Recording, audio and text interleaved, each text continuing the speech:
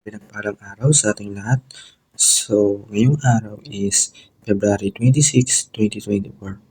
So, ngayon is dadako tayo sa panibago nating topic ng ating devotion para sa isang linggong talakayan. At ang topic na yon or yung series na tatalakayin natin ay experiencing God peace or yung mga na-experience tayo or dinadama, pinagdadaanan natin yung peace na galing sa Panginoon natin. Yung binibigay niya sa ating kaginawaan, kapayapaan, pag nasa Kanya tayo.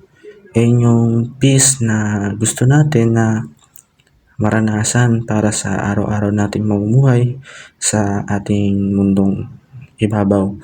So, sa ating Bible verse na tatalakayin at ito ay ang Philippians chapter 4 verse 7. At ang sabi dito, "At the peace of God, which surpasses all understand, will guard your heart, your mind, in Christ Jesus." Sa Tagalog, ito ay ang Philippians chapter 4 or Filipinos chapter 4 verse 7. At ang kapayapaan ng Diyos na hindi maabot ng pag-iisip ang mag-iingat ng iyong mga puso at mga pag-ibig kay Kristo. So yung kapayapaan ng Diyos ay yung talagang hindi maabot ng man na kahit na si man tao, basta nasa Kanya tayo, nasa Diyos tayo.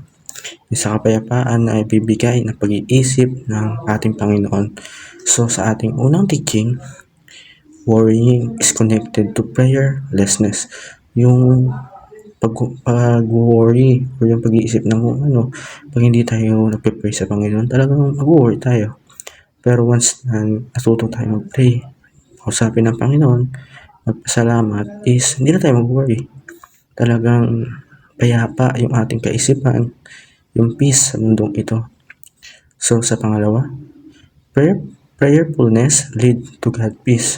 Yung madasalin natin, yung malapit natin sa Panginoon sa araw-araw sa pagising, bago kumain, bago matulog, sa hapon, yung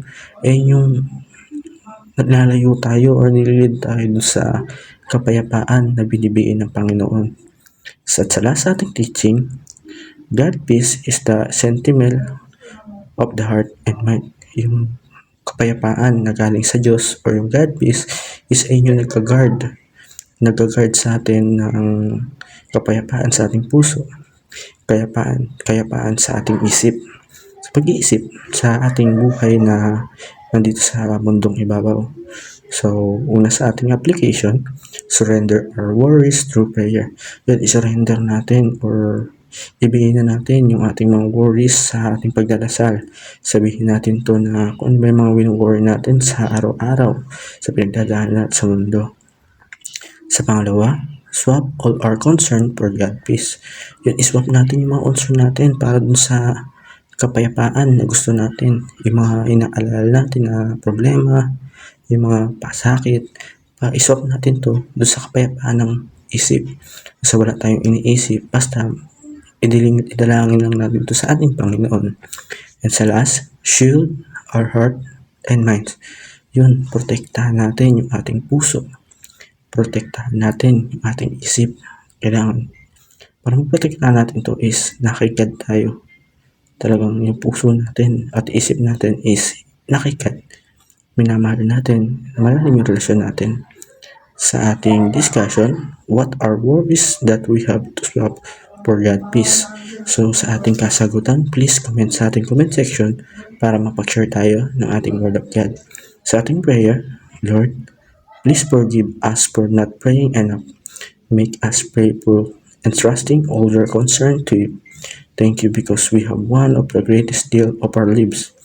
We can swap our worries in chains of your peace through prayer.